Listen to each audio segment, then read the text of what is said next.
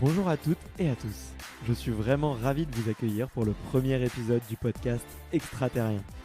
Le podcast qui interviewe des sportifs hors du commun. Ceux qui repoussent leurs limites et se lancent des défis extraordinaires.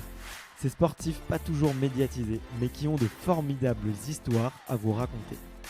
Le but de ce podcast est de vous partager leurs secrets, leur vie et d'en apprendre beaucoup plus sur les clés de la réussite.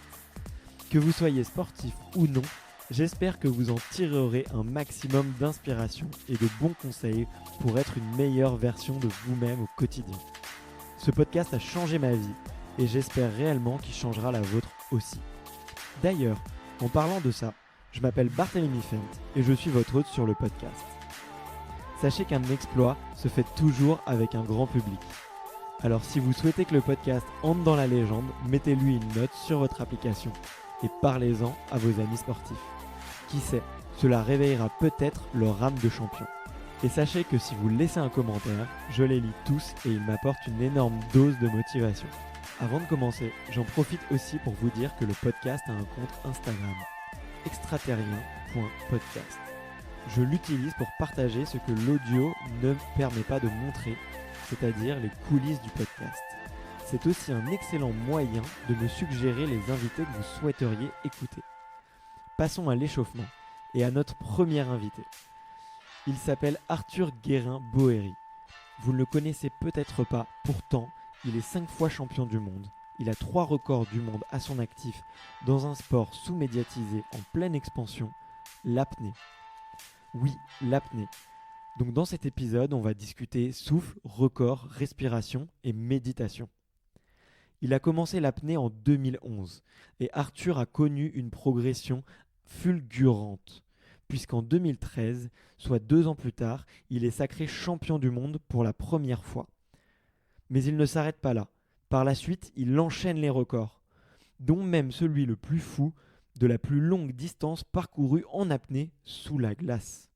Dans cet épisode, il nous explique les différentes pratiques au sein de l'apnée, il nous raconte son parcours et vous donne ses conseils si vous comptez vous y mettre. Pour ma part, je me suis mis à l'apnée récemment et je vous dirai si ces conseils ont porté leurs fruits. J'ai passé un excellent moment avec Arthur. Sa sérénité, son calme, sa gentillesse m'ont réellement impressionné et inspiré.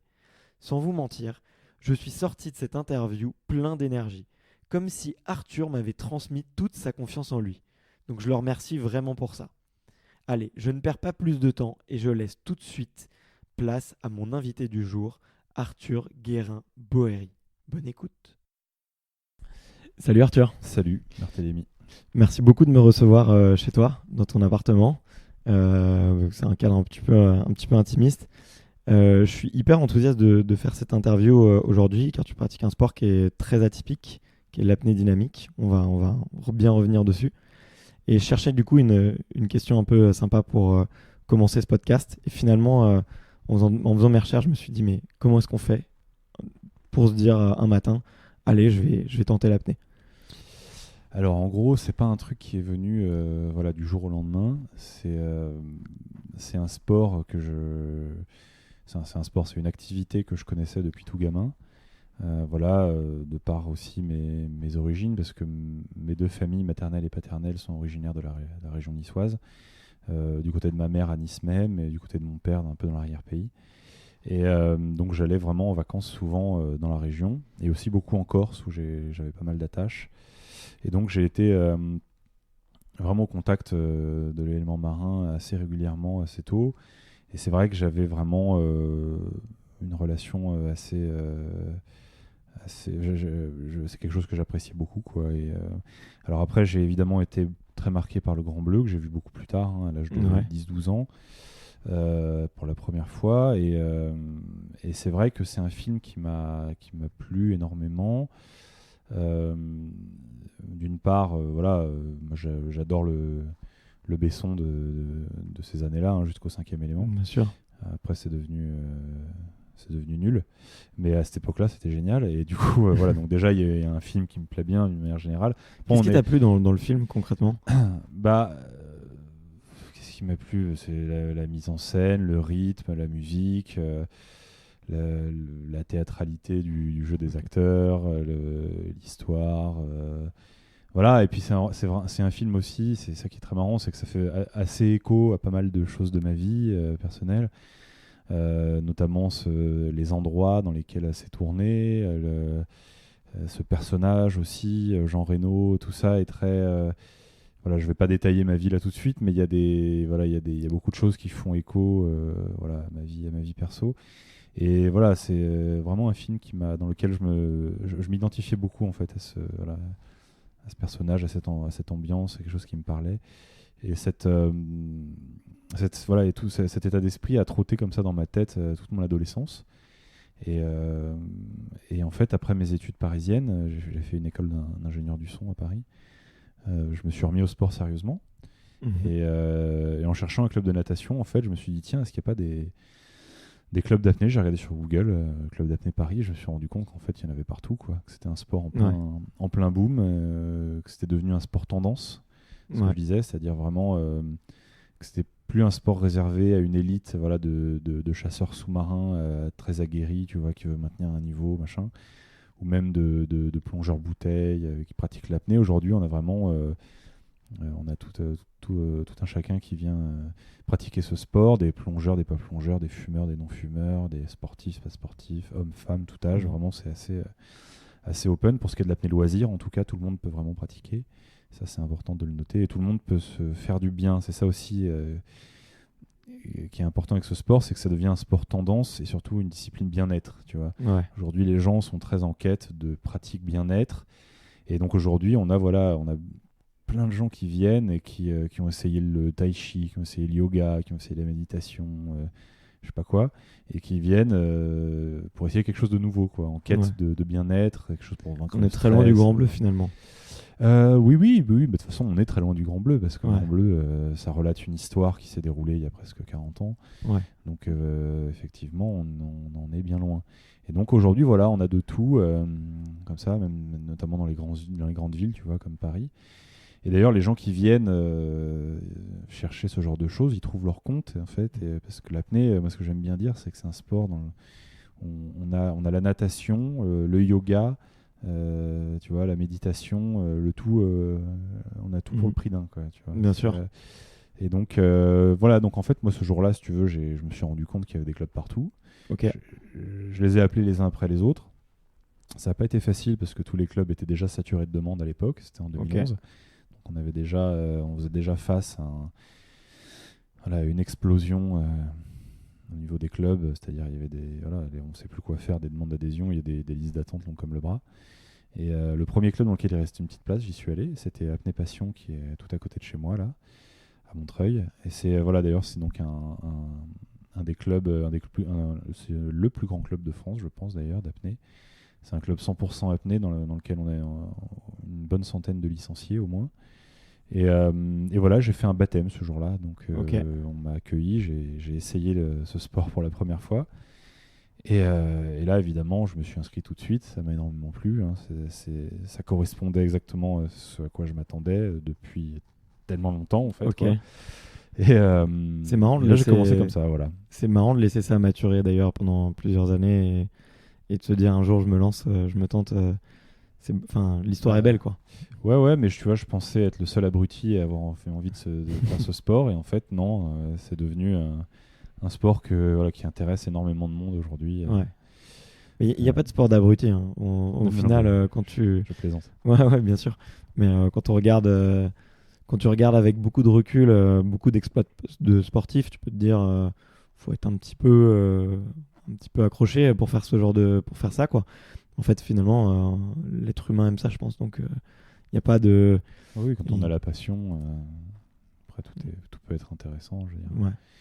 Ce qui est intéressant aussi avec l'apnée, en tout cas, si tu veux, c'est c'est un sport qui apporte énormément en termes d'équilibre.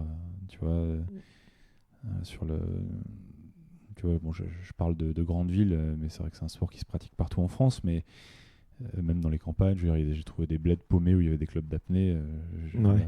Mais c'est vrai que dans les grandes villes, c'est un moyen, effectivement, de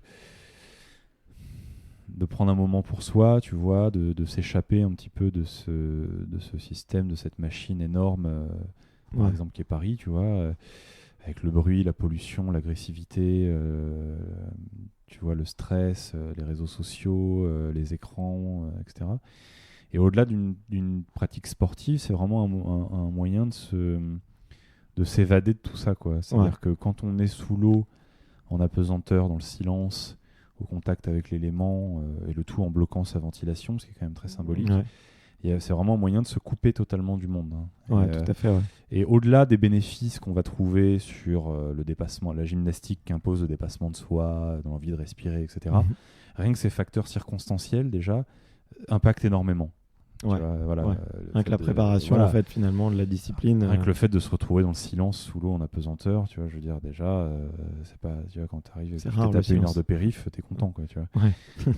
Donc, c'est, sans même parler du reste, c'est-à-dire tu vois, du dépassement de soi qu'on peut retrouver dans ce sport qui a énormément de bénéfices aussi et de conséquences sur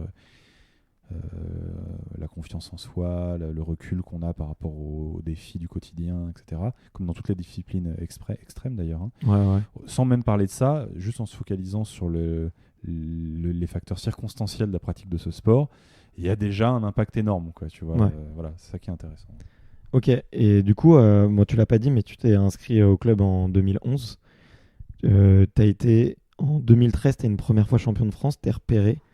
Et dans quelques mois plus tard, toujours en 2013, tu deviens champion du monde.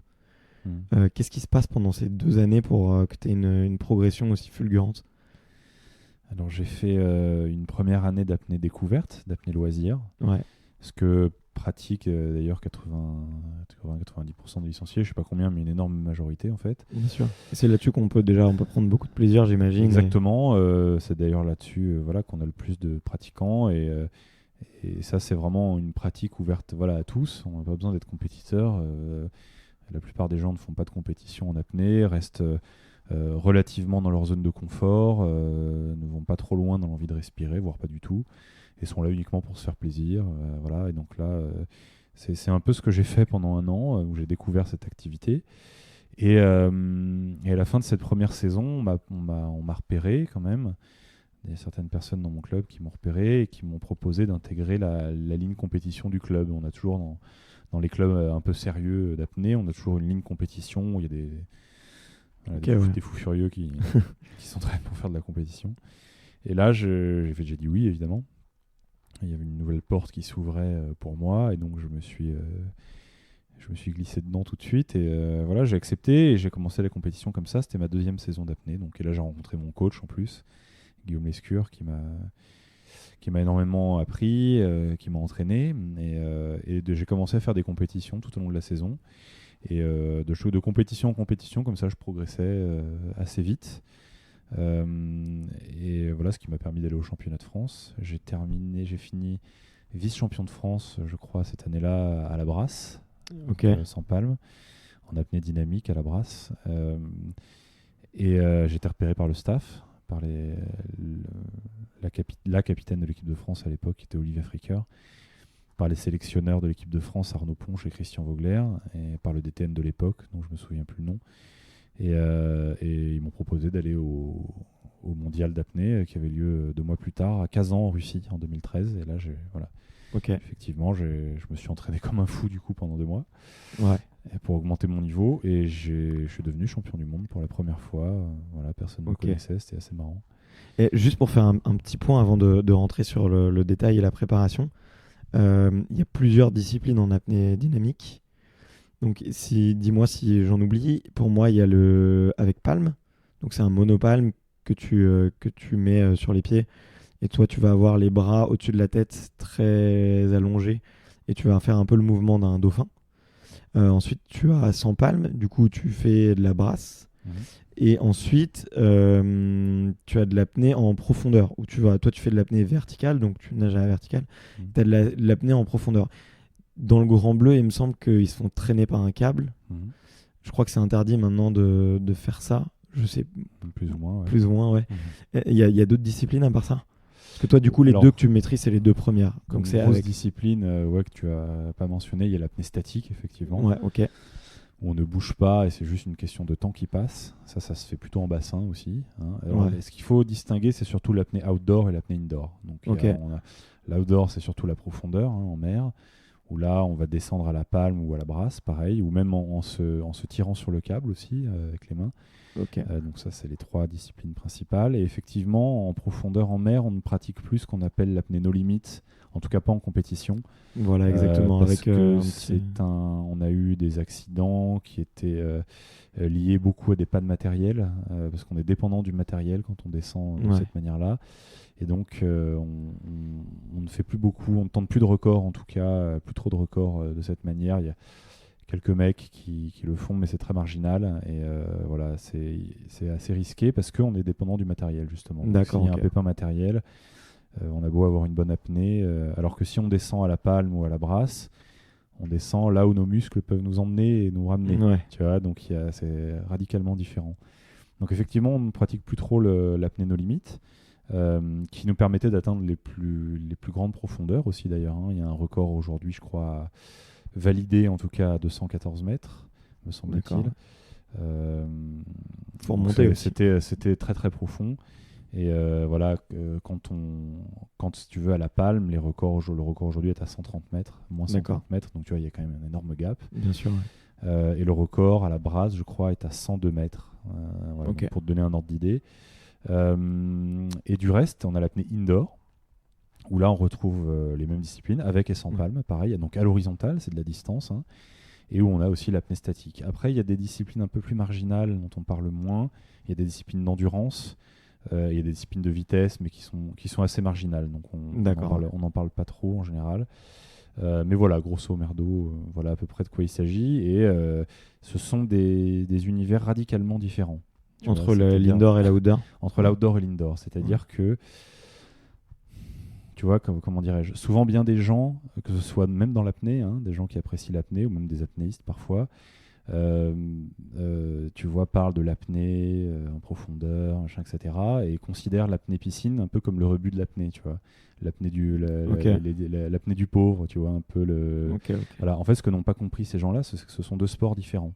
C'est comme si tu parlais de water polo et de natation. Bien sûr. C'est 2 trucs radicalement différents. Tout à fait. Et donc, ce qu'il faut que ces gens comprennent, en fait, c'est pas que c'est de l'apnée moins bien, c'est que c'est un autre sport. Tu vois. C'est un autre sport qui a ses contraintes, ses facilités par rapport à la profondeur. Et la profondeur, pareil, a ses contraintes et ses facilités par rapport à l'apnée indoor, à l'apnée dynamique, je veux dire, à l'horizontale, en bassin. Et d'ailleurs, sur ce point, par exemple, les vrais guerriers de l'envie de respirer, ce sont les apnéistes piscine, à l'horizontale. D'accord. Tu vois. Et en fait, en profondeur, on a vachement moins envie de respirer. Alors, ils sont soumis à d'autres difficultés, qui sont par exemple la gestion de la prise de risque, que nous, on n'a pas, par exemple, tu vois. Ou même l'adaptation à la compression, par exemple, l'équalisation des oreilles, l'égalisation des oreilles, la compensation, etc. Mais nous, voilà, les apnéistes piscine, nous, c'est voilà. Après, il y en a qui font de tout, il y en a qui font de la mer et de la piscine aussi. Hein. Bien sûr. Mais moi, je fais de la mer aussi, par exemple, même si je n'ai pas le niveau que j'ai en piscine. Mais en tout cas, nous autres apnéistes piscine, on est vraiment les guerriers de l'envie de respirer, par contre. C'est-à-dire qu'on a envie de respirer très tôt en général, et ça dure très longtemps, et c'est très, très, très, très intense.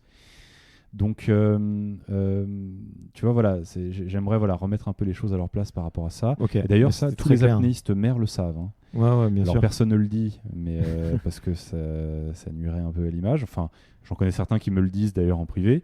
Mais les vrais guerriers de l'envie de respirer, c'est les apnéistes piscine. D'ailleurs, il y a pas mal d'apnéistes mer qui ne vont jamais en piscine, et ils savent très très bien pourquoi. C'est que c'est beaucoup plus dur à ce niveau-là. Tu vois ce que je veux dire ? Il y en a qui font les deux, qui sont très bons dans les deux. Voilà, je ne vais pas citer de nom tout de suite, mais voilà, on a un Français qui est très bon, par exemple, qui s'appelle Morgan Bourkis, qui excelle dans les deux, par exemple. Mais voilà, ces apnéistes-là, ceux qui ont essayé les deux univers, en tout cas, savent très bien de quoi je parle. Et ceux qui disent le contraire sont soit des menteurs, soit des idiots. D'accord, comme je dirais. Voilà, comme dirait l'autre. Et donc, en gros, l'apnée en piscine n'est pas du tout le rebut de l'apnée, c'est un sport différent. Voilà, c'est ça qu'il faut comprendre. Hein. Et voilà. En revanche, l'apnée profonde, il y a vraiment une capacité à rester dans le relâchement malgré la prise de risque. Il y a énormément de techniques à intégrer, notamment en termes de nage aussi, tu vois, de compensation des oreilles. Il y a une dominante souplesse aussi thoracique qui est extrêmement importante. Et rester dans le relâchement et la concentration malgré la prise de risque, parce que quand on descend à 130 mètres, on a 130 mètres de masse d'eau au-dessus de la tête, donc il y a quand même une prise de risque réelle, tu vois, pour l'intégrité vitale de l'athlète. Et donc ce sont d'autres difficultés qu'il y a à gérer, tu vois, que nous on n'a pas à gérer. D'accord. Mais voilà, je tenais quand même à insister sur cette mise au point qui me paraît importante. Merci pour la précision technique, parce que c'est vrai que parfois, tu sais, on parle d'un sport et puis en fait, il y a plein de disciplines à l'intérieur d'un sport. Ouais. Ça peut être le cas pour plein de choses. Je pense directement, je pense au biathlon où tu as le départ en mass start et puis tu as le départ en poursuite. Et puis finalement, c'est pas du tout pareil parce qu'il y en a qui sont très très bons en poursuite parce qu'ils sont tout seuls et du coup, c'est une course avec tout seul. Et puis d'autres qui vont être très bons en masse parce qu'ils vont adorer courir à côté des compétiteurs, ils vont adorer mettre des coups de coude, ils vont mettre de l'intox. Et du coup, effectivement, c'est pas pareil.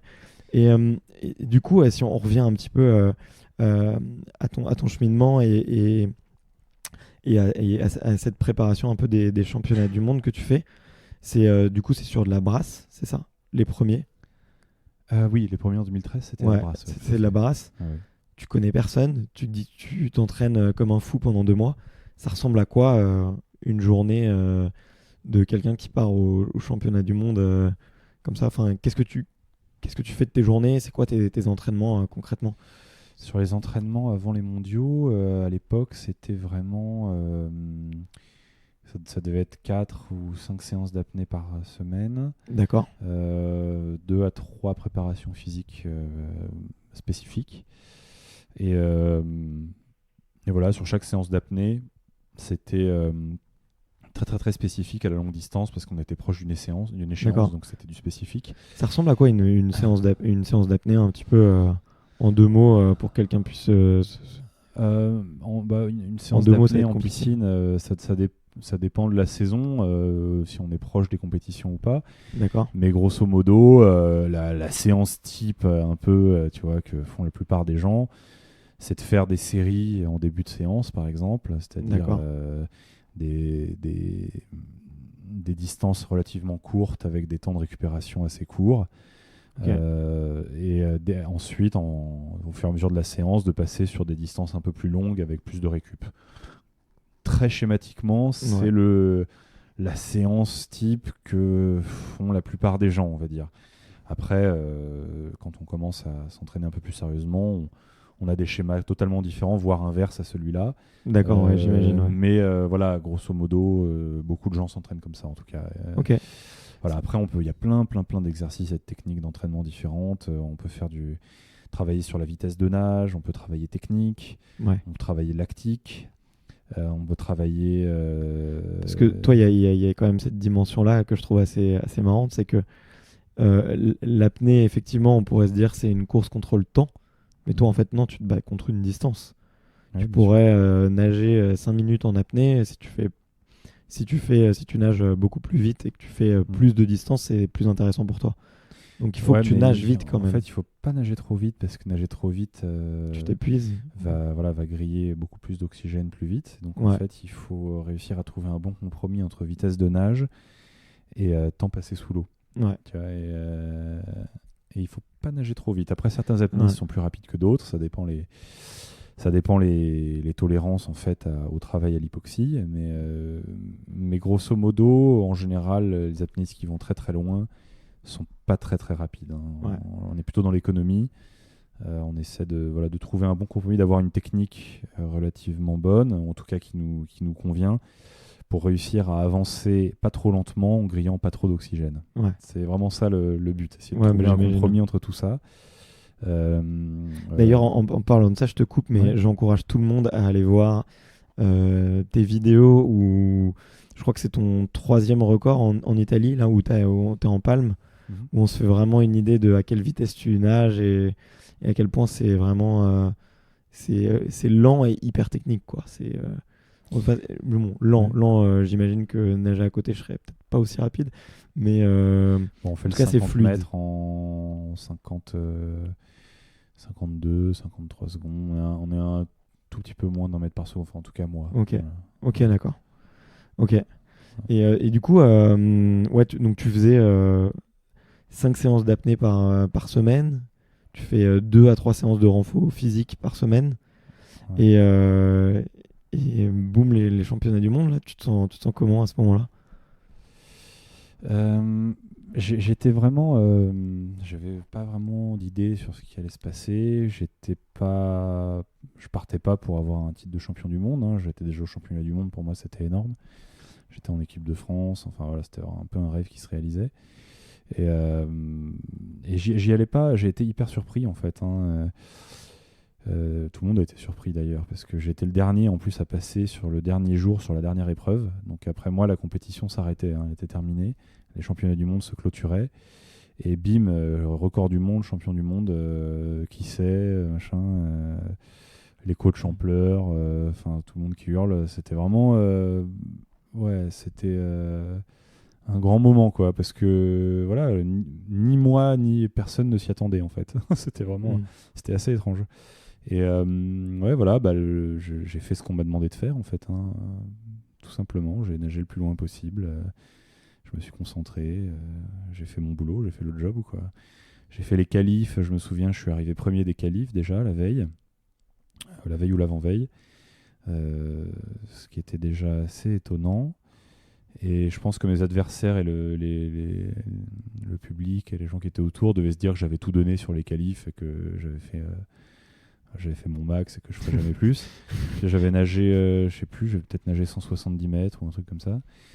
Ok. Et j'étais premier des qualifs, c'est cool. J'avais fait la plus longue distance déjà, donc c'est quand même ce qui me permettait de passer dernier sur la finale et de savoir ce qu'ont fait les autres avant. Ouais. Tu vois, pour savoir ce que je devais faire Ça rassure. pour avoir l'or. Et en fait, je devais faire, je crois, 192 ou 193 mètres pour avoir l'or. C'est ce qu'a fait le mec qui a eu l'argent. Et donc, bah, j'ai carrément, voilà, j'étais à 200. Ce jour-là, j'étais vachement bien. Voilà, record du monde. Enfin, c'était très étonnant, mais j'étais le premier surpris, en fait, Ouais. de ce qui s'est passé ce jour-là. Ouais. Ok, c'est hyper marrant. Enfin, en tout cas, il y a très peu de sports où tu vois, tu peux avoir enfin, quelqu'un qui en est à sa première compétition, enfin sa première année de compétition et qui peut performer. Et enfin, ça montre aussi à quel point, je pense, c'est un, comment dire, euh, il y a peut-être comment dire, il y a peut-être des propensions physiques aussi qui sont un peu spécifiques ou un peut-être peu un petit génériques. peu, mais c'est surtout, ça démontre surtout que c'est un sport qui est très mental avant tout. Ouais. Voilà, c'est que c'est un sport, il n'y a pas de nécessité vraiment de commencer très tôt, de s'entraîner pendant 10 ans. Voilà. Ouais. C'est avant tout un sport mental. Et si on a les capacités mentales pour se dépasser dans l'envie de respirer, en tout cas, pour ce qui est de l'apnée dynamique en piscine, Ouais. on peut performer, même en s'y mettant tard et très très vite. L'apnée en mer, c'est sensiblement différent. Il y a eu vraiment une adaptation Ouais, j'imagine. physique et physiologique à la compression qui demande du temps. Mais en piscine, on n'a pas ce problème-là, donc on n'a pas cette contrainte, donc on peut vraiment performer très vite en s'y mettant très tard. Et comment tu te prépares d'ailleurs mentalement? Parce que j'ai cru comprendre que 2 heures avant une perf, tu te mets dans ta bulle, tu fais des exercices de respiration. Ça se passe comment généralement ces 2 heures-là? C'est très personnel, donc on n'a pas tous la même technique. Ok. Voilà, moi j'ai un truc qui me va bien, effectivement, où je fais pas mal d'étirements, notamment thoraciques. Je marche beaucoup le long du bassin en visualisant ma performance Ok. en temps réel. Le départ, les virages. Donc tu t'imagines en train de faire ton... L'envie de respirer qui arrive, les barrières mentales, les différentes barrières mentales, voilà, la sortie, le protocole. Voilà, je m'imagine tout, je me fais ça au moins 2 ou 3 fois. Et après, je fais quelques exercices de ventilation et je fais aussi des exercices de rétention, donc d'apnée à sec, de préparation, allongé sur le bord du bassin, près de la zone de départ. où là, je vais faire des exercices d'apnée pour réchauffer l'apnée et surtout pour améliorer ma tolérance à l'excès de CO2. Ouais. Donc, c'est le CO2 Ok. qui donne envie de respirer quand Bien on est sûr. en apnée. C'est l'augmentation du CO2. Donc voilà, j'accoutume mon corps à des taux de CO2 élevés, ce qui permet de repousser un tout petit peu l'envie de respirer ensuite quand on est sur la performance. Donc voilà, je fais tout un tas d'exercices comme ça. Et c'est vrai qu'au bout de 2 heures, si tu veux, avant de partir, quand j'ai fait 2 heures comme ça d'exercice, je vois plus rien autour, quoi. C'est vraiment, je suis dans un état quasi hypnotique, quoi. Donc il y a plus de, Ouais, mais j'entends ça se plus que voit. le décompte. Tu vois, je suis fixé sur mon objectif. Il y a plus rien qui m'atteint en fait, quoi. Et voilà, c'est comme ça que c'est le seul moyen de toute façon d'arriver à faire des performances comme ça en apnée. Hein. Ouais. Et t'as combien de temps d'exercice de respiration? Parce qu'il me semble t'avoir vu en vidéo où tu fais un peu la carpe. Enfin, ça dure combien de temps cette phase-là à peu près? Juste pour carper avant de partir, tu veux dire? Ouais, ou même ou La dernière inspi? Ouais, les dernières inspi, ouais. Bah, une inspi, la dernière inspi avant de partir, elle peut durer jusqu'à 30 secondes, quoi. Ouais. Le Ouais, temps c'est de ça. gonfler complètement et effectivement de mettre ses poumons en surpression derrière Ok. voilà, pour réussir à emmagasiner un maximum d'air. La fameuse carpe dont tu parlais. Ouais, pour Ça ceux peut qui être, voient, ça qui peut être voient très pas, long. en fait, tu t'aspires de l'air avec la bouche comme ça, petit à petit, Mhm. tout doucement, et tu le fais ça, ouais, une vingtaine, trentaine de fois, Ouais. et justement, ça permet d'étirer les poumons un petit De peu tasser plus, un de petit peu l'air plus, dans quoi. les poumons. En fait, Ok. une fois qu'on est plein, on se sert de la bouche comme d'une pompe à vélo, tout simplement. Hein. C'est-à-dire que Ok. la bouche va faire piston Ok.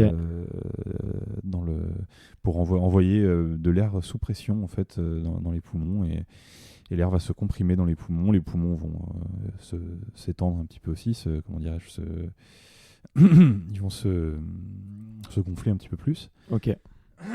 Pardon. Et ça va nous permettre d'emmagasiner jusqu'à 2-3 litres de plus. Alors c'est une technique qui est vraiment à proscrire pour le débutant, évidemment. Hein, ça ne sert strictement à rien. Ok. Et qui est uniquement qui n'est absolument pas nécessaire en dessous de 200 mètres en apnée dynamique, quoi, par exemple. Donc il n'y a pas besoin de 6 mètres avant. Hein. D'accord, ok, c'est marrant. Et du coup, puisque tu parles des débutants rapidement là, si demain j'ai envie de m'y mettre et j'ai envie de me faire un petit exercice, tu pourrais nous décrire, ça serait quoi l'exercice de base un petit peu à tenter pour Alors, travailler, je sais pas. Déjà jamais d'apnée seule, Ouais, pour commencer. ok, Sauf si on est assis sur son canapé ou allongé dans son lit et qu'on peut pas tomber, ok, si jamais on perd connaissance, pour pas se péter le nez, les dents ou plus grave, commotion cérébrale ou je sais pas quoi. ça a dû arriver ça. Oui, c'est déjà arrivé à plein d'athlètes. Donc déjà jamais seul, surtout pas seul en piscine évidemment, Mhm. au grand jamais. Là, les seuls endroits où on peut pratiquer seul, c'est dans son lit ou son canapé. Hein. Même pas dans sa baignoire. Hein. Ouais, À partir du moment où il y a de l'eau, il faut pas être seul. Hein. ouais, Et seul, ça veut pas dire, ça veut dire que vous ne faites pas surveiller par votre grand-mère, hein, comme je dis d'habitude. Faites-vous surveiller par quelqu'un qui est formé pour reconnaître les accidents en apnée et qui est formé pour vous secourir s'il y a le moindre pépin. Après, au-delà de ça, si vous êtes dans votre lit ou votre canapé, n'est-ce pas? Oui, là, il y a des petits exercices qui sont possibles. Déjà, retenir votre respiration, tout simplement, pour voir jusqu'où vous allez. Donc, en se calmant avant, en ventilant tranquillement, amplement, pendant quelques minutes, et puis voilà, de partir. Ventiler, c'est le fait de respirer, d'inspirer, d'expirer très profondément. Ventiler, c'est ventiler, on ventile tout le temps. Hein, Ouais, j'imagine. C'est ventiler, non pas respirer, au contraire. Ok. Enfin, pas au contraire, mais c'est sensiblement différent. La respiration, c'est la peau respire, par exemple, la naturel. plante respire. Voilà, donc en fait, la C'est respiration, inconscient. c'est l'échange gazeux. Ok. Mais en fait, on se ventile, surtout. Voilà. Donc Ouais. là, ventilez-vous calmement, amplement, donc des belles inspi, des belles expi. Et partez en apnée, voilà, sur une première apnée pour voir ce que ça donne. Et puis vous pouvez récupérer 1 minute 30, 2 minutes, et partir sur une deuxième apnée pour voir si ça évolue.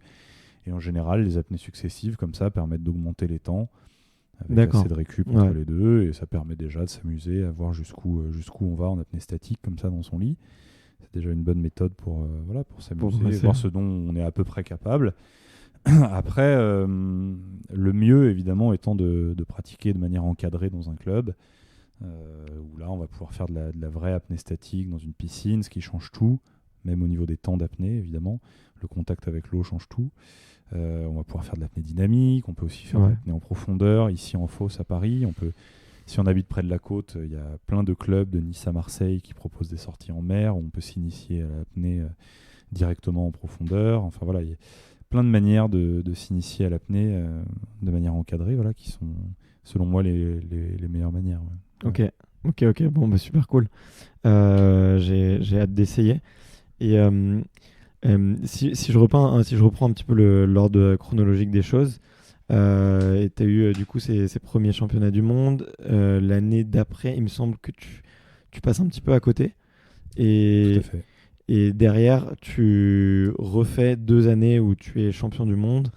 Là, du coup, tu passes sur d'autres disciplines, le monopalme, ce qui est ouf. Et là, moi, c'est un petit peu l'effort aussi que je fais. Le moment un peu marquant qui m'a vraiment marqué, c'est que tu bats un record du monde, du coup. Je sais, sur le monopalme, c'est sûr, en Italie. Et on te voit du coup dans une piscine avec, je crois, il y a 15 personnes qui te suivent et qui marchent à côté de toi. Ils servent à quoi ces gens qui... Il y a toujours beaucoup de monde. Il y a les juges déjà, il y a le délégué technique, il y a le staff médical, il y a le juge principal de la compétition, il y a le caméraman, il y a les apnéistes de sécurité qui sont dans l'eau, il y a quelques membres de l'équipe de France qui sont là aussi, qui marchent à côté, les coachs. Voilà, il y a toujours un peu de monde à côté, même si le gros du public est dans les gradins. Toi, ça te gêne pas, ça? Bon, moi, tu sais, je suis dans l'eau tout seul, et puis au moment du départ, je vois personne. De toute façon, les gens sont planqués. Ensuite, ils viennent, ils s'agglutinent un peu le long du bassin quand ça commence à dépasser 200 mètres. Mais avant ça, de toute façon, moi, je suis sous l'eau, je vois rien, j'entends rien, donc ça me gêne pas plus que ça. Tu le sens pas du tout, quoi. Disons, je te dis, je suis tellement focus que pour y avoir une fanfare à côté, j'entendrai rien, je verrai rien, ce serait pas vraiment grave, quoi. Faudrait que tu m'apprennes tes méthodes pour te concentrer comme ça, parce que moi, si j'ai une fanfare à côté de moi, j'y arrive pas, quoi. Et du coup, après, tu t'es lancé un nouveau défi que moi, j'admire vraiment beaucoup. C'est sous de la glace. Du coup, c'est hors compétition, donc c'est toi qui l'organise, c'est toi qui le prévois, tu dois recruter les gens nécessaires pour ça. Et il me semble qu'il t'est arrivé pas mal de pépins pour ça. Donc l'objectif, c'était de battre un record d'apnée sous glace. Donc c'est dans de l'eau à 2 degrés, 1 degré. Entre 0 et 2, ouais. Donc, ok. Plus on est proche de la glace et plus elle est proche de 0. Voilà, qu'est-ce qui te prend de vouloir battre ce record déjà ? J'avais en 2016, j'ai fait une très belle saison où j'ai fait 2 records du monde coup sur coup en bassin. Le 300 mètres avec la monopalme, qui était vraiment, c'était un peu le record que tout le monde attendait, qui est toujours invaincu d'ailleurs aujourd'hui, même s'il va peut-être se faire battre là sur les prochains mondiaux. Le record a été égalé depuis, mais pas été battu encore. D'accord. Donc voilà, c'était un peu ce que tout le monde attendait depuis des années. Donc voilà, j'ai fait tomber le mur des 300. Et j'ai fait aussi un 221 mètres à la brasse, qui était un record du monde, mais qui n'avait pu être validé malheureusement pour cause de faux départ. Je suis parti un quart de seconde trop tard, selon les juges. Pas selon moi, évidemment. Mais peu importe, pour moi, la perf était faite. J'étais très content d'avoir fait ce record du monde qui n'était pas homologué, du coup. Et si tu veux, voilà, j'avais atteint une espèce de paroxysme un peu dans ma carrière avec ce 300 là, et ça m'a... il a fallu que je trouve quelque chose pour me renouveler, quoi, parce que j'avais... Tu sais, quand t'as fait un truc comme ça, à quoi bon continuer et faire 305 mètres, quoi, tu vois, faut trouver la motivation pour faire quelque chose de nouveau, tu vois.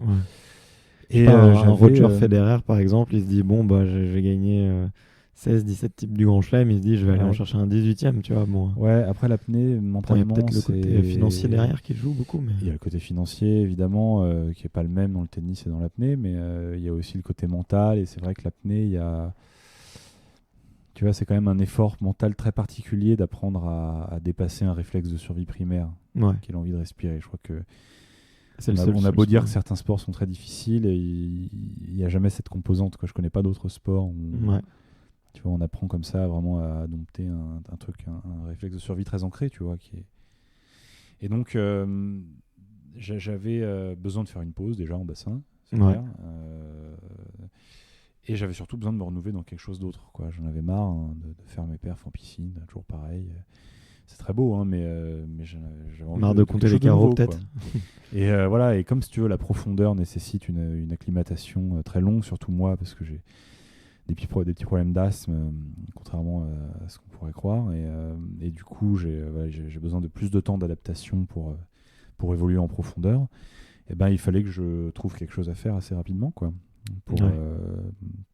battre le fer tant qu'il est chaud, comme on dit, notamment au niveau des sponsors, au niveau des médias, des réseaux sociaux, etc. Et donc, et puis pour moi aussi, parce que j'avais envie de me renouveler dans quelque chose d'autre, tu vois. Donc je me suis dit, tiens, il y a des mecs, il y a un Danois qui a un record du monde de distance sous glace. Voilà, comment ça se passe, machin. Le truc était homologué par Guinness. Guinness qui homologue tous les records un peu farfelus, tu sais. Ouais, je vois très bien. Entre le tous, mec qui avale le plus de cuillères et le gars qui Casse des pastèques. collectionne le plus de dés à coudre. Et bah, il y a le mec qui fait de la distance sous glace. Et donc là, je me suis dit, tiens, pourquoi pas faire ça. Et j'ai commencé à brancher une équipe qui était avec moi, qui faisait un film sur moi à l'époque, qui était notre premier long métrage, là, qui va sortir d'ailleurs normalement en septembre. AquaRx, c'est un film qui revient sur mes 2 dernières années de prépa pour mes 2 derniers records du monde, donc le 300 et le record sous glace. Ok, donc ça sort cette année là. Ça sort en fin septembre en théorie. Ok, On super. a déjà trouvé un distrib, on est sur la distribution, la vente du film. En tout cas, si tu veux, c'est à cette époque-là, quand j'ai eu cette idée, j'ai lancé un peu les mecs qui me suivaient là-dessus. Ils m'ont dit, mais c'est génial, on va te suivre là-dessus. Et donc, ils m'ont aidé, la production m'a aidé en fait à organiser ce record. Ok. On a contacté les bonnes personnes en Finlande, on a trouvé le lac, on a monté une équipe, on a trouvé du budget. Enfin, la Fédération française d'études et de sports sous-marins nous a beaucoup aidé. La Confédération mondiale des activités subaquatiques aussi, qui est la fédération mondiale. Ouais. Voilà, tout le monde a mis un peu la main à la pâte. On s'est serré les coudes et on a organisé ce record. Voilà, et donc là, oui, je suis parti en Finlande, au nord d'Helsinki. Voilà, battre ce Sachant record. que t'avais déjà nagé sous glace ou pas? T'avais déjà appris. J'avais fait quelques essais à Morzine, Ok. matériel notamment, où il fallait que je teste un peu le matos. Mais j'avais pas vraiment, en arrivant en Finlande, j'avais pas vraiment eu trop l'occasion en fait de faire de longues distances sous la glace. Je savais pas trop à quoi m'attendre en fait. Ok. Et t'arrives 15 jours avant, je crois? Quelque chose comme ça? Alors, oui, j'arrive, on arrive même 15, une bonne quinzaine avant pour justement Pour tester quoi. que je puisse m'acclimater, faire des essais, m'entraîner un peu, être bien quoi. On avait tout prévu. Et sauf que on n'avait pas prévu que la compagnie aérienne allait perdre tout mon matos quoi. Quasiment tout mon matos. Donc le sac en fait où il y avait ma monopalme, ma combinaison performance, Ok. le masque que je voulais utiliser, enfin voilà la totale, mes gants, mes chaussons, voilà, tout a été perdu. Tout est arrivé en fait le lendemain ou sur le lendemain du record. Donc Ok. voilà. Ouais, donc un peu trop tard quoi.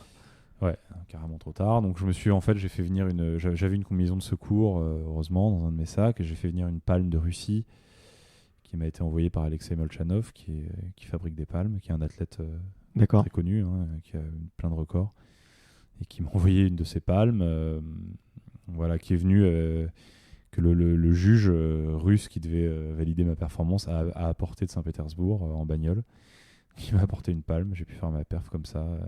Donc tu en empruntant du matos à des clubs de plongée locaux, tu vois, voilà, c'était assez marrant. C'est complètement improbable cette histoire. Ouais. Dire, Et puis du coup, surtout, j'ai pas pu essayer en fait. Donc je me suis mis la veille du record quasiment, où j'avais un peu le matos qu'il fallait. J'avais réussi à rassembler tout ce qu'il fallait. T'as même pas essayé de te mettre dans l'eau quand même, histoire de dire. J'ai essayé, mais j'avais pas de palme, donc Ouais, tu avais pas la même sensation. j'avais pas encore la palme, donc je me suis mis sous l'eau. Je me suis un peu déhalé le long du câble, entre 2 trous, mais il y avait 20 mètres, donc tu vois, c'était relativement aisé.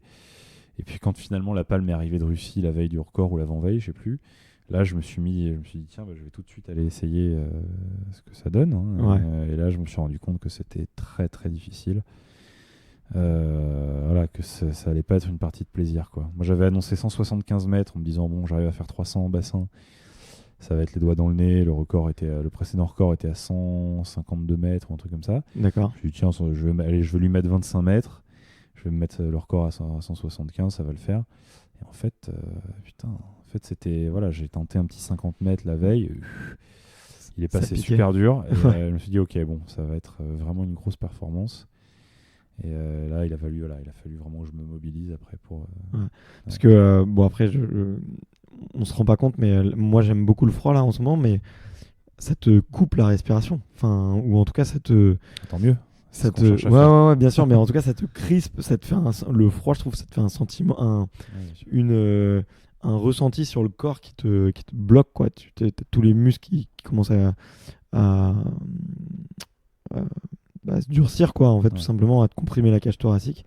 C'est un peu ce qui t'est arrivé, toi, du coup, la veille. Oui, alors le froid, la combinaison me protégeait un petit peu quand même. J'avais une 5, alors je sentais beaucoup le froid sur le visage, les mains et les pieds quand même. Ouais, parce que ça dépasse. Il y avait quand même une sensation de froid, même au niveau du corps. Hein. Mais il y avait, si tu veux, j'avais pas cette sensation de trop de suffocation. Que, voilà. Parce que c'est quelque chose qui se maîtrise aussi déjà en se ventilant un peu, en se concentrant, quoi. Mais la combinaison m'aidait un petit peu aussi. Hein. J'avais pas Alors après, ce qui était par contre plus difficile à gérer, c'était pour le coup la dimension prise de risque aussi, là. Qu'on n'a pas d'habitude en bassin, encore une fois, hein, qu'on a beaucoup en mer, en profondeur. Parce que là, tu as un trou dans la glace tous les 25 mètres, c'est ça? C'est ça, j'avais un trou de départ à 0, donc un trou de départ un trou d'arrivée à 175, et on avait fait des petites issues de secours, tu sais, tous les 25 mètres, en cas de pépin, tu vois. Et 25 mètres, mine de rien, quand on est déjà à 75-100 mètres et qu'il faut continuer, ça fait un gros gap à franchir avant le trou d'après, quoi, tu vois.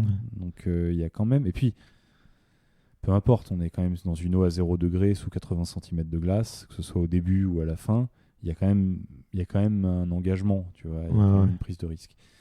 C'était plus ça qui était difficile à gérer mentalement, plus que le froid. Après, ce qui me faisait un petit peu peur aussi, c'était les effets du froid sur le corps, notamment en apnée, au niveau du système cardiovasculaire. Ça endort un peu, non ? Non, au niveau du système cardiovasculaire, surtout, il peut y avoir des arythmies qui sont assez marquées. Donc, il y a une vasoconstriction qui est très profonde avec le froid. Ouais. Il y a une bradycardie très profonde aussi, donc il peut y avoir des arythmies qui peuvent être qu'il faut surveiller, quoi. Et donc ça c'était quelque chose qui me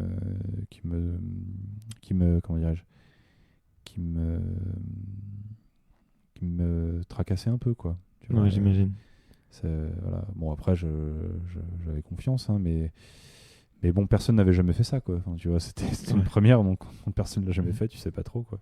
Il n'y a pas eu d'études, il n'y a pas de compétition tous les ans avec des centaines d'apnéistes qui vont à plus de 100 mètres, tu vois, sous la glace, quoi. Donc voilà, on savait pas trop, donc je savais pas trop, donc j'y suis allé un peu à l'inconnu et voilà, confiant, pareil, en me concentrant, pareil, avec la même prépa de 2 heures avant pour essayer d'être le plus serein possible et d'évacuer tous les doutes, toutes les tensions, toutes les inquiétudes. Mais c'est vrai que la veille, j'étais très inquiet. Ça m'inquiétait beaucoup. Et t'étais pas dans les conditions optimales, quoi. Entre le matériel, entre le manque d'entraînement, la perte du matos, les circonstances du record qui sont nouvelles pour moi, le froid, la glace. Et puis j'avais pas trop le droit à l'erreur, j'étais très suivi sur les réseaux sociaux pour ce record, il y avait eu de l'engagement de la part de sponsors, on avait des médias français aussi qui voulaient relayer l'info, enfin, il y avait le film aussi qui se tournait sur ce record. Donc, toutes les caméras étaient sur toi. Voilà, tu vois, il y avait un écosystème autour de ce record qui faisait que j'avais quand même pas mal de pression et tout ça en fait m'inquiétait beaucoup, quoi. Et en fait, pareil, je me suis préparé pendant 2 heures à grands coups d'exercices de ventilation, de visualisation, d'apnée, etc. Et au bout de 2 heures, en fait, quoique tu peux être dans n'importe quel état de stress, si tu fais une prépa comme ça, tu finis par être zen au bout d'un moment, quoi, c'est clair. Et en fait, ce qu'il y a d'étonnant, si tu veux, c'est que en plus de ça, après cette concentration, après cette préparation de 2 heures, quand tu te mets dans l'eau et qu'il faut y aller, en fait, tu t'oublies un petit peu, quoi. Tu vois, tu te lances un peu dans un... Tu t'engages un peu dans quelque chose qui te dépasse, tu vois, qui te transcende, en fait. Tu pars à l'inconnu, certes, mais tu es en train d'écrire ton histoire, tu vois, tu es en train d'accomplir un peu ta destinée, quoi, tu vois. Tu le sens bien, quoi. À mon humble niveau, je veux dire, hein, Ouais. mais j'étais en train d'accomplir ma destinée, c'était ça, quoi, voilà, donc j'y suis allé, tu vois. Je me posais même plus la question de savoir vraiment quelle était la prise de risque, est-ce que je restais d'y passer, d'y rester ou pas, ou est-ce que machin. Il y a vraiment, tu vois, quelque chose qui, voilà, ça nous dépasse en fait. C'est quelque chose qui nous transporte, qui nous anime et qui nous transcende.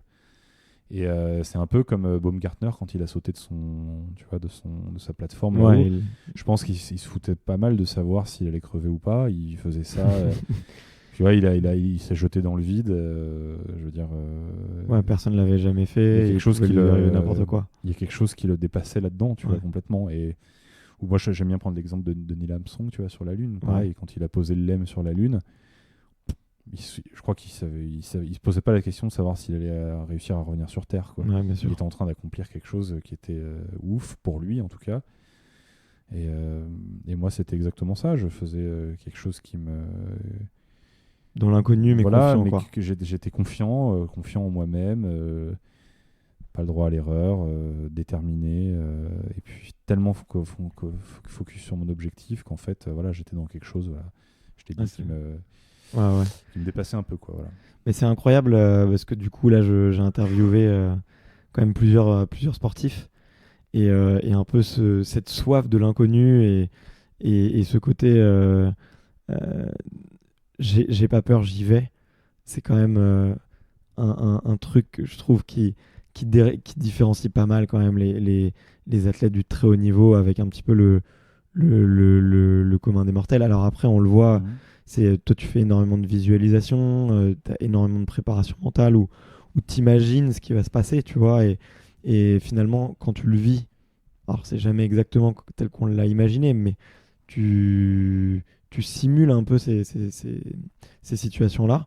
Et ça, on le revoit très très souvent chez les sportifs de haut niveau, mais je trouve que ça, c'est vraiment un point commun que je trouve assez fascinant. Tu vois, je connais pas, mais j'y vais, et parce que j'écris mon destin. Ouais, mais ça se retrouve aussi pas que dans le sport de haut niveau, aussi dans tout j'imagine. déjà dans tout ce qui sort de l'ordinaire, effectivement. Tout ce que les hommes peuvent accomplir qui sort un petit peu de l'ordinaire. Mais aussi dans des gens qui sortent de leur zone de confort et qui prennent des risques, pas que dans le sport, hein, tu vois. Je pense à peut-être des grands visionnaires, des grands inventeurs, des scientifiques, ou tu même je sais pas, des pompiers volontaires, Tout à fait, tu vois, des policiers, des gendarmes, je sais pas, ou même tu vois, un mec comme Gandhi, comme Mandela. Voilà, tout ça, c'est des mecs qui sont pas forcément dans le sport, mais qui sont transportés par quelque chose qui les dépasse et qui les transcende complètement. Et ils se foutent un peu de savoir, en fait, quelle image ils dégagent, déjà, et puis surtout quelle est la prise de risque derrière. C'est pas quelque chose qui les freine, en tout cas, tu vois. Ouais. Et du coup, par rapport à toi, là, c'est quoi ton prochain challenge, le prochain inconnu que tu vas aller défier? T'as une petite idée? Je suis en train je suis à Nice pour mon entraînement estival, on va dire. Okay. Comme chaque année, je suis descends 3-4 mois à Nice pour progresser en profondeur, pour le coup. Et donc là, j'ai les championnats de France d'apnée en profondeur qui ont lieu fin juin, que je vais probablement faire. Et derrière, si par chance je suis sélectionné, il y a le mondial AIDA d'apnée outdoor, donc en profondeur, qui a lieu en septembre à Nice. Voilà, si par chance j'arrive à progresser convenablement, je serai peut-être sélectionné en équipe. Donc je ferai peut-être ces mondiaux en septembre à Nice. Voilà. Et c'est vrai que la profondeur, moi, c'est un truc que j'adore. Nouvelle discipline. C'est vraiment les vacances, hein, moi, par rapport à la piscine. Justement, à cause de cette envie de respirer qui est beaucoup moins forte. Voilà, où il y a effectivement par contre une dimension prise de risque qui est beaucoup plus difficile à gérer, je trouve. Et c'est vrai qu'il y a des jours où je me rends compte que voilà, il y a des trucs qui m'inquiètent, des tensions, je suis pas à l'aise, etc. Ces jours-là, je plonge pas en général, j'attends que ça passe. Et tous les apnéistes ont ça. Ouais. Quasiment tous les apnéistes en profondeur ont déjà ressenti ça, je pense. Enfin, beaucoup me l'ont dit. Et c'est-à-dire, voilà, je doute, j'ai peur, machin, je suis pas à l'aise, etc. Et en général, quand ça arrive, on plonge pas ce jour-là, et on attend que ça passe un peu. On fait le break qu'il faut et on plonge plus tard. Mais là, voilà, on parle de gens qui vont très profond. Ouais, C'est non, pas non. l'apnée, encore une fois, même en profondeur, c'est accessible à tous. On peut Ouais, non, descendre mais sur quand 5-6 mètres, quand tu 15 descends mètres, à 20 200 mètres. mètres, enfin, c'est pas pareil, quoi. Voilà, Enfin, c'est ça. Mais voilà, c'est vrai qu'au-delà de 40-50 mètres, il y a quand même voilà, il y a une dimension prise de risque qui, moi, je trouve, est assez délicate à gérer. Certains ont sans doute plus de facilité que d'autres. ouais. En tout cas, au niveau de l'envie de respirer, voilà, ce que je disais tout à l'heure, c'est qu'il y a vraiment... C'est pas pareil. Ah ouais, et puis même ceux qui descendent profond, on descend profond, on s'arrache de la surface, il faut palmer un peu, ensuite on se laisse couler très vite, donc à 20 mètres, la pression est suffisante pour qu'on arrête tout mouvement, et D'accord, ok. on se laisse couler en fait en chute libre, donc là c'est vraiment une phase de statique, où Ouais, ouais. on économise énormément d'oxygène.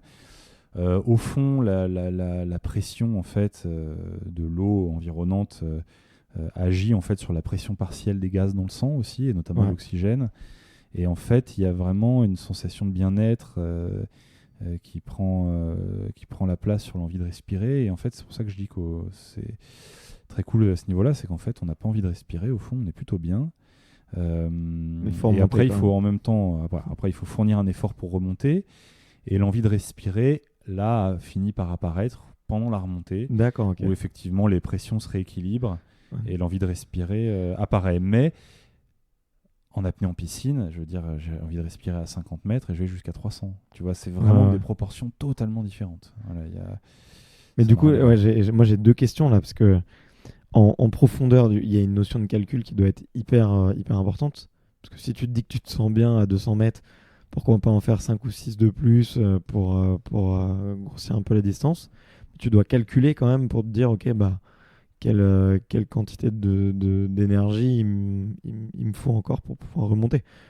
Donc, ouais, alors après... c'est l'expérience, ça, qui le fait. Oui, c'est l'entraînement, parce qu'en fait, on va jamais à l'inconnu, tu sais, en profondeur. On annonce toujours ce qu'on va faire avant. Parce que Alors, tu as déjà fait le record avant. On s'entraîne à l'année, enfin ceux qui font des records en profondeur s'entraînent toute l'année, et ils savent ce qu'ils sont capables de faire. Donc, D'accord. ils annoncent en général quelque chose qu'ils sont capables de faire. S'ils font ça de manière prudente et raisonnée. Il y a des fous comme partout, mais la plupart des apnéistes sont des gens assez raisonnés en fin de compte, et en fait on annonce en général quelque chose qu'on a déjà fait à l'entraînement, qu'on se sait capable de faire. D'accord. Et en fait on ne peut pas aller plus profond, c'est-à-dire que j'annonce 75 mètres demain, l'organisation de la compétition va mettre le plomb en bas à 75 mètres et je ne peux pas aller plus bas. D'accord, ok. On est longé au câble avec une longe qu'on a accrochée au poignet ou à la ceinture.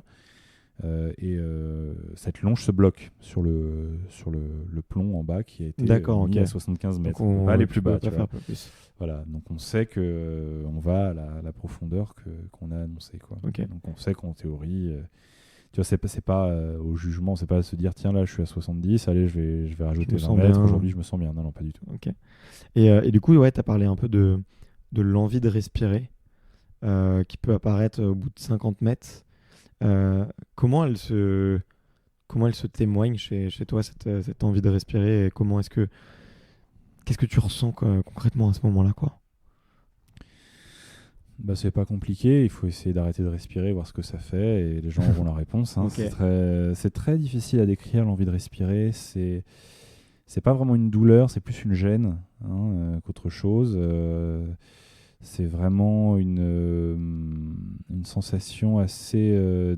c'est très désagréable, moi, je trouve. Assez désagréable. Après, c'est quelque chose qu'on apprend à gérer quand même, quand on a l'habitude de s'entraîner.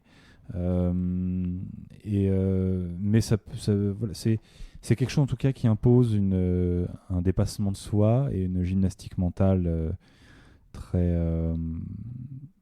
particulière, et qui nécessite d'être d'être pratiqué régulièrement et d'être voilà, et ça nécessite de toute façon une force mentale assez développée. C'est sûr que quelqu'un qui aime pas souffrir, qui est pas combatif, tu vois, qui supporte pas, tu vois, je sais pas, que la baguette soit trop cuite, quoi.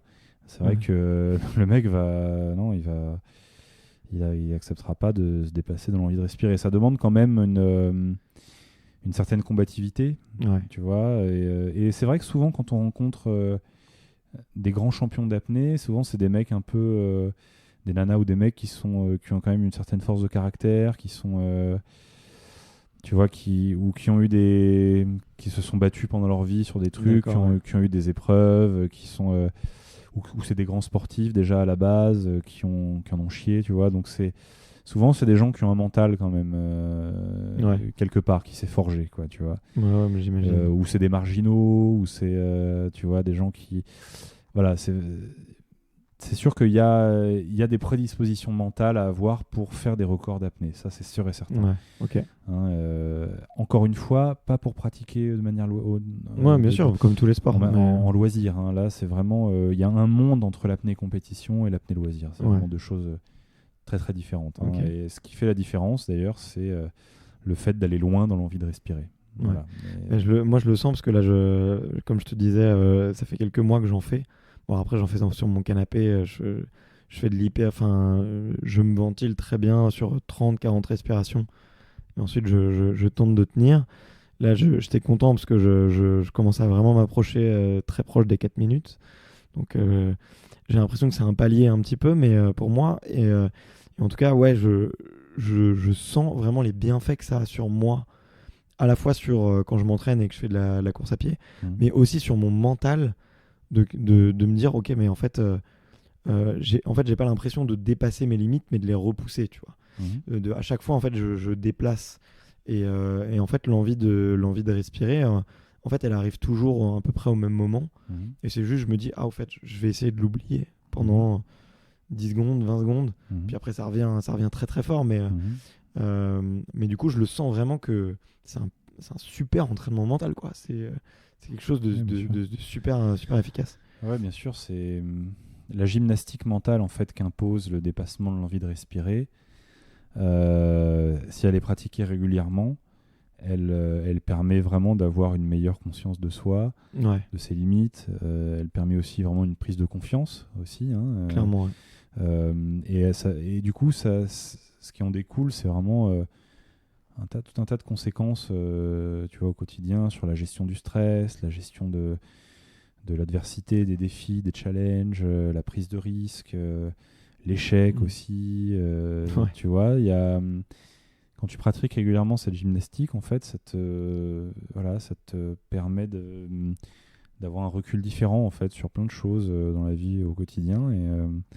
Et c'est ça qui est très intéressant dans ce sport. Bien sûr. Tu vois beaucoup de sportifs d'autres sports qui viennent pratiquer l'apnée pour justement renforcer un petit peu ce que tu viens d'énumérer. Ça commence. On a des... Oui, il y a quelques athlètes qui s'y intéressent de plus en plus. Moi, je sais que j'en ai parlé à des footballeurs déjà. J'entraîne assez régulièrement des surfeurs, évidemment. On a un skieur qui vient, un champion de ski français qui vient sur les championnats de France d'apnée récemment faire ses perfs. Donc il y a des... Oui, ça intéresse du monde.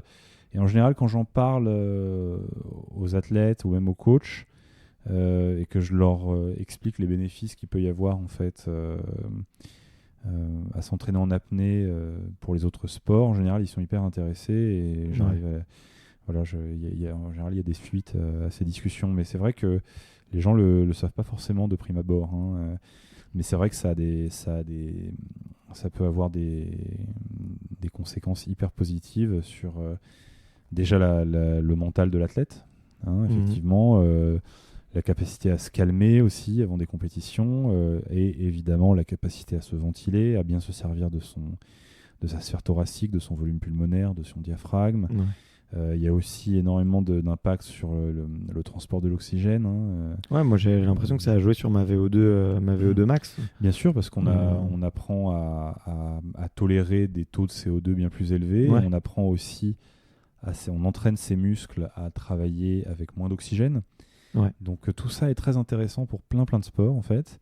Et quand j'ai ce discours-là, en général, avec des sportifs, ils sont hyper intéressés, tu vois, Ouais, au moins par tout ça, quoi. Parce qu'il y a pas que, voilà, il y a l'aspect mental et il y a aussi l'aspect physiologique. Il y a les deux. Ouais. Il y a vraiment les deux aspects qui sont intéressants. C'est-à-dire que je pense que ça peut être un complément d'entraînement qui peut vraiment faire la différence, quoi. Ouais. Ok, trop cool. Bon, bah, je crois que je t'ai déjà retenu beaucoup de ton temps hyper précieux et je pense que ça arrive à la fin.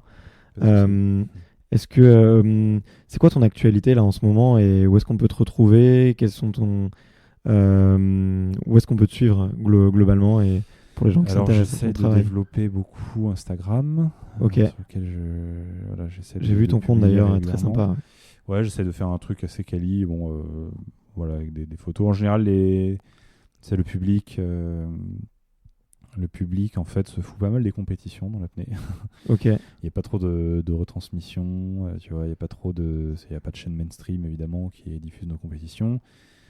C'est assez peu médiatisé, la compétition. En revanche, tu mets un apnéiste avec une baleine, et là, ça fait un buzz interplanétaire. Donc, en fait, la seule manière de se professionnaliser dans ce sport, c'est de broder autour de cette activité. Parce que la compétition en elle-même ne suffit pas. Elle ne sert à rien, je dirais. Même elle est contre-productive, parce qu'en fait, ça nous prend du temps. Et aujourd'hui, un apnéiste qui veut devenir full pro, 100% pro, c'est un apnéiste qui a fait ses preuves en compétition, qui a eu ses titres, qui a acquis sa légitimité, et qui pérennise sur ses acquis en brodant autour de cette activité et en développant des conférences en entreprise, du coaching, en produisant des belles photos, des belles vidéos, voilà, tu vois, ce genre de choses. Il n'y a que ça qui est, voilà, évidemment, on prétend son image pour des contrats d'égérie, de sponsoring. Toi, t'en fais du coup? Voilà. Enfin, tu te lances un peu dans tout ça? Ouais, j'ai arrêté la compétition en bassin, en tout cas, en 2016. Ouais. Mes records n'ont pas été battus en plus encore, donc écoute, j'ai pas vraiment de raison d'y retourner. Mais encore une fois, je te dis, c'est pas bien grave parce que si je faisais de la compétition, j'aurais pas le temps de développer tout ce que je développe derrière. Ouais. Là, je suis en train d'écrire un bouquin. On va commencer avec l'écriture d'un bouquin avec Alain Robert, là, le Spider-Man français là. Ok. Et on va au Cherche Midi. J'ai mon film qui sort en septembre. On est à l'écriture sur une série documentaire. Voilà, tu vois, j'essaie de faire des belles photos aussi souvent que possible, des capsules pour mes réseaux sociaux. J'ai des conférences prévues. J'ai déjà fait un TEDx l'année dernière. Il y a du coaching aussi qui se profile. Donc bref, tout ça est en train de se mettre en place, mais c'est la seule manière en fait de se professionnaliser dans ce sport, parce que c'est ça qui intéresse le public et les diffuseurs, les communicants, les médias, etc. La compétition en elle-même, c'est très bien pour nous autres athlètes, on adore ça, j'ai beaucoup aimé en faire et j'aime beaucoup en faire encore en profondeur, en mer, mais c'est pas vraiment ce qui impacte au niveau du public en tout cas. Ouais, d'accord. Même si ça reste très beau et que j'encourage tout le monde évidemment à suivre les compétitions, bien sûr. Ouais. Ça reste très impressionnant de voir les apnéistes descendre en mer ou même de voir certains apnéistes dynamiques nager, faire des grosses performances comme ça, c'est hyper impressionnant. Donc j'invite tout le monde à c'est moins médiatique, s'y intéresser, mais c'est pas très médiatisé. Et c'est vrai qu'un apnéiste qui évolue parmi les cachalots, là je pense à Guillaume Néry, qui est vraiment qui fait des vidéos magnifiques avec les mammifères marins, là, qui a sorti un film récemment. Ouais. C'est sûr que là ça parle au public et ça parle aux partenaires, aux sponsors, etc. C'est ça qui fonctionne avec l'apnée. Bien sûr. On a cette chance d'avoir un sport qui fascine le public et qui est extrêmement visuel. À partir du moment où on est dans des beaux endroits avec des animaux, etc. Tu vois. Ouais. Et on a cette chance-là, et donc il faut absolument en profiter pour pouvoir se professionnaliser. Ouais. Bah écoute, je mettrai le lien de tes réseaux sociaux et de ce que tu fais en ce moment, parce que je trouve ça vraiment déjà beau visuellement, donc tu fais bien de le dire, et en plus ça m'intéresse beaucoup. Du coup, j'en viens à ma dernière question que je pose à tout le monde. C'est qui le prochain extraterrien que tu aimerais bien écouter sur le podcast? Le prochain quoi, pardon? Extraterrien que tu aimerais écouter sur le podcast. Prochain extraterrien.